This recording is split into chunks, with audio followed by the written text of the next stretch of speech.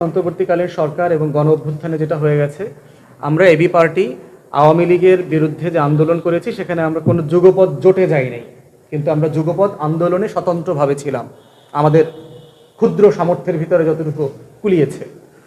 এবং অন্তর্বর্তীকালীন সরকারের ব্যাপারে আমাদের মূল্যায়ন হচ্ছে যে বাংলাদেশ রাষ্ট্রটাকে গত 16 বছর যেভাবে নাজুক অবস্থায় রেখে গেছে আওয়ামী লীগ সরকার, এটা আমাদের ইতিহাসের আর কখনো এটা হয় নাই। 71 সালে যুদ্ধ চলা অবস্থায়ও আমার রাষ্ট্র এভাবে ভেঙে পড়ে নাই, আমার রাষ্ট্রের কাঠামো, আমার রাষ্ট্রের স্থানীয় সরকার ব্যবস্থা এই লেভেলে ভেঙে পড়ে নাই। বাংলাদেশের ইতিহাসের একমাত্র সময় যখন আমার কোনো নির্বাচিত প্রতিনিধি কোনো লেভেলে নাই, ইউনিয়ন পরিষদ থেকে শুরু করে মেম্বার চেয়ারম্যান থেকে শুরু করে কেন্দ্র পর্যন্ত আমার কোনো প্রশাসনিক ব্যবস্থা নাই, কাঠামো নাই, আমলারা দেশ চালাচ্ছে। তো সেই বাস্তবতায় আমার অর্থনীতি খালি হয়ে গেছে, বেতন দেবার মতো টাকা নাই ট্রেজারিতে। আপনারা দেখেছেন গত 2 কোয়ার্টারে আমাদের অর্থনীতির সাইজ ছোট হয়ে আসছে। এমনিতে অর্থনীতির যে গল্প বলা হয়েছে একটা মিথ্যা গল্প। আমার আয় বছরে $3000 না, আমার মাথাপিছু আয় $1500 থেকে $1600 হইতে পারে, এটা মিথ্যা কথা। এটা আমার জিডিপির সাইজ $450 বিলিয়ন না, এটা $350 থেকে $400 বিলিয়ন হতে পারে। আমার এক্সপোর্ট যেগুলো দেখিয়েছে, বাংলাদেশ ব্যাংকের সাথে দেখবেন এনবিআর এর এলসি খোলা ব্যাংকগুলোর হিসাব কারোর সাথে কারো মিলছে না।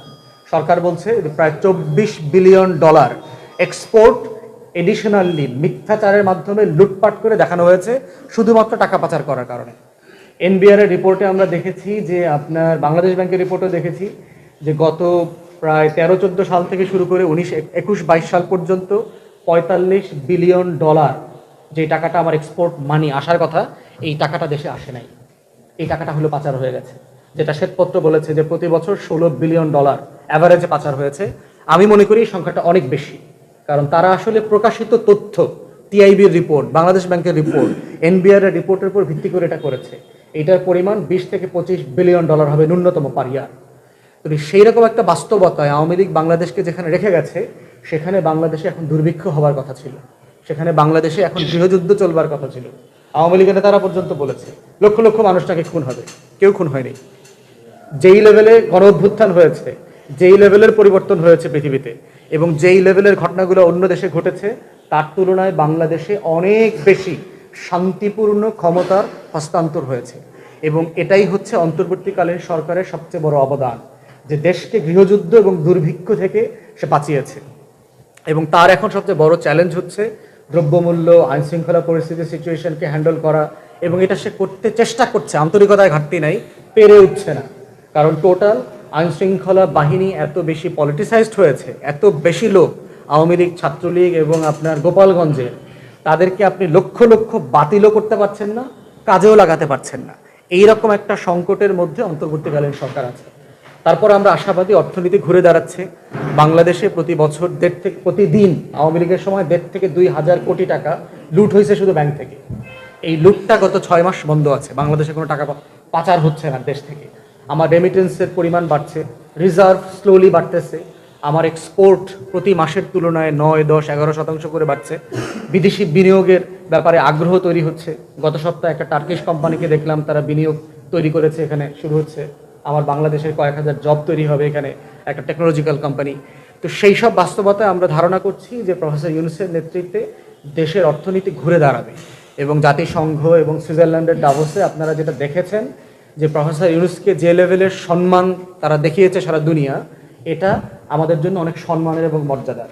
প্রফেসর ইউনূস ছাড়া এই অন্তর্বর্তীকালীন সরকার যদি অন্য কোনো হাতে পড়ত, ভারতের যে পরিমাণ মিসইনফরমেশন, ডিসইনফরমেশন, প্রোপাগান্ডা, মাইনরিটি নির্যাতনের নাটকের গল্প আমরা দেখেছি, আমরা খুব বিব্রতকর অবস্থায় পড়তাম সারা দুনিয়াতে। আমাদেরকে জঙ্গি রাষ্ট্র বানায় দিত ভারত এবং আওয়ামী লীগ মিলে। প্রফেসর ইউনূসে থাকার কারণে যেটা হয়েছে, সারা দুনিয়াকে এই গল্প, গাল গল্প তারা বিশ্বাস করাইতে পারে নাই। অতএব এটা আমাদের জন্য একটা হিউজ ইতিবাচক জায়গা যে ওনার মতো একটা বৈশ্বিক ব্যক্তিত্বকে আমরা আমাদের এই সরকারের সম্মুখ ভাগে পেয়েছি। সংস্কারের ব্যাপারে আমাদের বক্তব্য হচ্ছে যে সংস্কারের ব্যাপারে সরকারের যে কমিটমেন্ট সেটা তারা রাখছে। তারা ইতিমধ্যে কমিশন করেছে, রিপোর্টগুলো আসছে। তারা এই মাসের শেষ থেকে রাজনৈতিক দলগুলোর সাথে বসবে এবং ঐক্যমত কমিশনের মাধ্যমে তারা সিদ্ধান্ত নেবে কমিশনের কতটুকু রিপোর্ট তারা বাস্তবায়ন করবে নির্বাচনের আগে, কতটুকু রাজনৈতিক দলগুলোর হাতে ছেড়ে দেবে।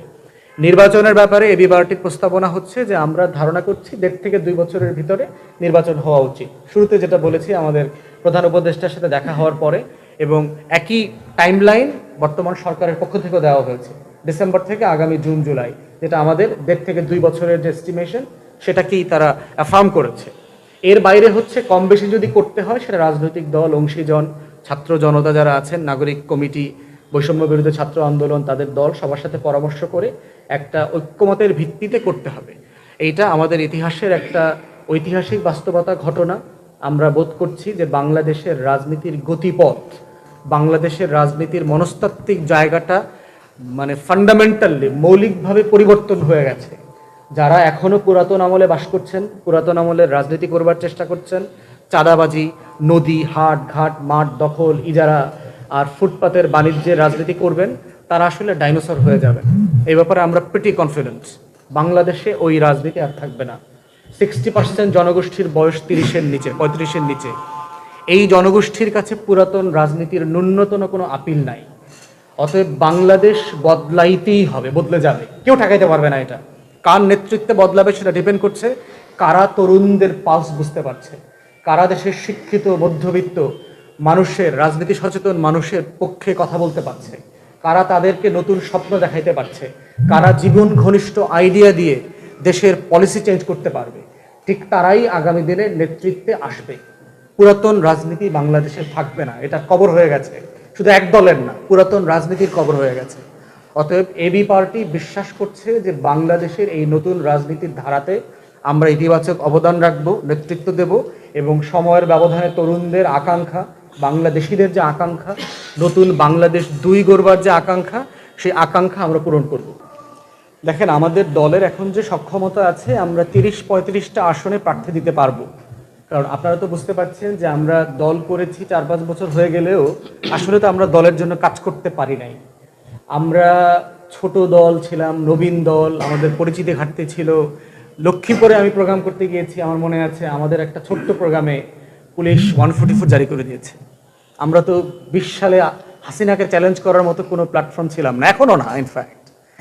তারপরে হচ্ছে কোনো জেলাতে এরকম হয়েছে 1 সকালে 6 বার 7 বার 8 বার ভেন্যু চেঞ্জ করতে হয়েছে। তো আমরা আসলে দল বড় করবার জন্য যতটুকু এফোর্ট দেবার প্রয়োজন ছিল সেটা আসলে দিতে পারিনি। এখন পর্যন্ত আমাদের ধরেন 33-34টা জেলাতে কমিটি আছে, প্রায় 150+ উপজেলাতে কমিটি আছে। প্রবাসে যেখানে বাংলাদেশিরা থাকেন সেখানেও প্রায় ধরেন 11-12টা দেশে আমাদের কমিটি আছে। এখন গত 6 মাসে আমরা যেহেতু একটু ইতিবাচক পরিবেশ পেয়েছি, আমরা দল গুছানোর চেষ্টা করছি। আর জোটের ব্যাপারে হচ্ছে আমাদের বক্তব্য হচ্ছে, নির্বাচনের ব্যাপারটা তো এখনও অনিশ্চিত। আমরা নীতিগতভাবে এখনও কোনো জোটের আলোচনা আমাদের দলের মধ্যে শুরু হয়নি। এটা আপনারাও মানে একমত হবেন, যেটা নর্মালি নির্বাচন আসার 3 মাস 4 মাস আগে এই আলোচনাটা শুরু হয় জোটের রাজনীতিতে।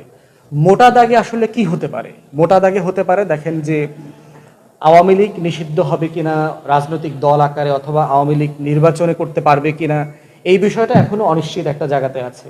সেখানে রাজনৈতিক দলগুলো কি করবে না করবে, সেই জায়গাতে আওয়ামী লীগ খুব মোটা দাগে নির্বাচন করতে পারবে বলেও আমরা মনে করছি না। সেখানে বিএনপি ক্ষমতায় আসাটা মোটামুটি নিশ্চিত, যে কোনো ফর্মে, সেটা 6 মাস 1 বছর 2 বছর পর যখনই নির্বাচন হোক। কারণ বিএনপির মতো এই লেভেলে সংগঠন বাংলাদেশে অন্য কোনো রাজনৈতিক দলে এখনো নাই। অতএব এই টার্মে বিএনপি ক্ষমতায় আসার ছাড়া বিকল্প কোনো বাস্তবতা এখন পর্যন্ত অ্যাজ অফ টুডে আমি দেখতে পাচ্ছি না। সেখানে একটা আলোচনা আছে যে আওয়ামী লীগ বিরোধী যত রাজনৈতিক দল এই ফ্যাসিবাদ বিরোধী আন্দোলনে সক্রিয় ছিল, তারা সবাই মিলে একটা নির্বাচন করতে পারে কিনা, যেহেতু সংস্কারের একটা কমন দাবি আছে, এমন একটা আলোচনা রাজনৈতিক মহলে, বোদ্ধা মহলে আছে। সব দল মিলে নির্বাচন করবে। দ্বিতীয় একটা জায়গা আছে, সেটা হচ্ছে যে আপনারা দেখতে পাচ্ছেন যে ইসলামী দলগুলো একটা জোট করবার চেষ্টা করছে, বিভিন্ন জনের সাথে তারা মিটিং করছে। ছাত্ররা নতুন দল লঞ্চ করবে, তারা বলেছে এই মাসের ভিতরে। ছাত্ররা নতুন দল করলে তাদের মাধ্যমেও একটা জোট তৈরি হওয়ার একটা সম্ভাবনা আছে। সেক্ষেত্রে বিএনপির মতো দল যদি 250+ সিট নিয়ে ক্ষমতায় আসে, এইটা বিএনপি দল আকারে তার জন্য যেভাবে তাকে ডুবাই দিবে, তার জন্য ক্ষতিকর। ঠিকভাবে দেশের জন্য এটা ক্ষতিকর, গণতন্ত্রের জন্য ক্ষতিকর। সেক্ষেত্রে বিএনপির বাহিরে একটা আলোচনা আছে, যারা ফ্যাসিবাদ বিরোধী আন্দোলনে সবাই ছিল, তারা বিএনপি ছাড়া বাকি সবাই একসাথে নির্বাচন করতে পারে কিনা। তাহলে সংসদে এবং সংসদের বাইরে রাজপথে বিএনপিকে জবাবদিহিতা করা, তার সরকারের সমালোচনা করা, তাকে স্বচ্ছতার ভিত্তিতে দেশ পরিচালনা করতে বাধ্য করা, সেই রকম একটা তর্ক শুরু হওয়ার সুযোগ আছে। অতএব এই প্রত্যেকটা অপশন খালি পড়ে আছে। এবি পার্টি এখনো এই আলোচনাতে অংশগ্রহণ করছে না, কারণ তার করার মতো অবস্থায় আসে নাই। আর ইতিমধ্যে আমরা আমাদের দলও গুছাচ্ছি, দল বড় করছি, বিভিন্ন জেলায় জেলায় আমাদের দলের ব্যাপারে যথেষ্ট আগ্রহ তৈরি হয়েছে, প্রচণ্ড রকম আগ্রহ তৈরি হয়েছে। আমার মনে আছে গত বছর এই সময়গুলোতে 23-এর কথা বলছি, ঢাকাতেও এত বোদ্ধা বিদগ্ধ সাংবাদিক ভাইরা আমাদের প্রোগ্রাম কভার করতে আসতেন না। কিন্তু এই এক বছরের ভিতরে আমরা দেখতে পাচ্ছি যে আমাদের রাজনীতি, আমাদের আকাঙ্ক্ষা, আমাদের প্রস্তাবনা নিয়ে রাজনৈতিক মহলে এবং সাংবাদিকদের মধ্যে, বুদ্ধিজীবীদের মধ্যে, সুশীল সমাজের মধ্যে যথেষ্ট আগ্রহ তৈরি হয়েছে। তো সেই আগ্রহ জায়গাটাকে আমরা কিভাবে ইতিবাচকভাবে কাজে লাগাতে পারি সেটার জন্য চেষ্টা করছি। ওটার ভিত্তিতে আরো একটু সময় পরে আপনার নির্বাচন, অ্যালায়েন্স, জোট, এই মানে অঙ্কটা আরো পরিষ্কার হবে আর কি। দলের চয়েসের ব্যাপারে আলোচনা এখন আমরা করছি না, আমরা নীতি আলোচনাতে আছি যে বিএনপিকে 270-80 আসনে যদি আপনি নির্বাচিত করেন, বর্তমান বাস্তবতায় তাই। ফ্রি ফেয়ার নির্বাচন হইলে ধর বিএনপি 250 সিট পাবে, তার যে বাস্তবতাটা, সে দেশ চালাইতে পারবে কিনা, সফল হবে কিনা, সুশাসন দিতে পারবে কিনা, সেটা ভিন্ন আলোচনা। বাস্তবতা হচ্ছে যে নির্বাচন করে জিতে আসবে। এটা তো আমাদের কারোর জন্য কাম্য না, যে আরেকটা আওয়ামী লীগ হয়ে যাওয়ার সম্ভাবনা আছে, একটা মনস্টারে পরিণত হওয়ার সম্ভাবনা আছে। তাই বাংলাদেশ রাষ্ট্রের স্বার্থে একটা শক্তিশালী বিরোধী দল সংসদে থাকাটা জরুরি, কোনো না কোনো ফর্মে তাকে জবাবদিহিতা করবার জন্য। তো এই নীতিটাকে সামনে রেখে আমরা কিভাবে নির্বাচনটা করব, কিন্তু মুদ্রা নীতিটা ঠিক আছে আমাদের সবার মধ্যে, যে আমরা গণ অভ্যুত্থানকে ধারণ করি, আমরা 71 এবং 24-এর মুক্তির লড়াইকে ধারণ করি, আমরা সাম্য, মানবিক মর্যাদা, সামাজিক সুবিচারের ভিত্তিতে বাংলাদেশকে পরিবর্তন করতে চাই, আমাদের স্বাধীনতা, সার্বভৌমত্ব, জাতীয় স্বার্থ, আত্মমর্যাদা, এগুলোর প্রশ্নে আমরা সবাই একমত। কিন্তু তার বাইরেও রাজনৈতিক দলের ভিতরে একটা ভদ্রোচিত কম্পিটিশন, প্রতিযোগিতা থাকবে এবং থাকতে হবে। আমরা এটার বিরুদ্ধে কথা বলবো, একজন একজনের পলিসিকে সমালোচনা করব, কিন্তু সেটা গণতন্ত্রের বিপক্ষে না, এটা গণতন্ত্রের পক্ষের একটা জায়গা। ভারত তো বিপদে ফেলার চেষ্টা এর আগে করেছে এবং সেটা সে করে যাবে তার মনস্তাত্ত্বিক সংকটের কারণে, কিন্তু মৌলিকভাবে বিপদে আসলে বাংলাদেশ পড়বে না। কারণ আওয়ামী লীগকে পুনর্বাসন করা, ভারতের স্বার্থ রক্ষা করবার রাজনীতি ফিউচারে যারা করবেন তাদের অবস্থা হচ্ছে 32 নম্বরের মতো হবে। আমরা তো এখনই জানি, অলরেডি প্রশাসনের মাধ্যমে আমরা খবর পাচ্ছি আওয়ামী লীগের নেতারা সবাই তো আর ভারত যায় নাই, কাদের বাড়িতে লুকায় আছে, তাদের বস্তাগুলো কোথায়, তাদের দোকানের মালিকানা কোন জায়গা থেকে কোন জায়গায় পরিবর্তন হয়েছে, এগুলোর এই রাজনৈতিক ব্যানারে চাঁদাবাজির কথা আমরা অলরেডি জানি। তো সেই বাস্তবতায় আমরা বোধ করছি যে বাংলাদেশে রাজনীতি হইতে হবে বাংলাদেশের 24-এর যে স্পিরিট, গণ অভ্যুত্থানের স্পিরিট, আমার স্বাধীনতা, আমার সার্বভৌমত্ব, আমার আত্মমর্যাদা, আমার জাতীয় স্বার্থ, এটাকে সামনে রেখে রাজনীতি করতে হবে। যারাই আওয়ামী লীগের পুনর্বাসনের রাজনীতি করবেন তাদের অবস্থা হচ্ছে আওয়ামী লীগের মতো হয়ে যাবে। তো সেই জায়গায় ভারত আমাদেরকে ডিস্টার্ব করবে, কিন্তু এটাকে সরকার যথেষ্ট বুদ্ধিমত্তার সাথে কৌশলে মোকাবেলা করছে, জনগণও সজাগ আছে। ভারতকে বুঝতে হবে যে আমাদের এই সমস্যার সমাধান আলোচনার মাধ্যমে করতে হবে।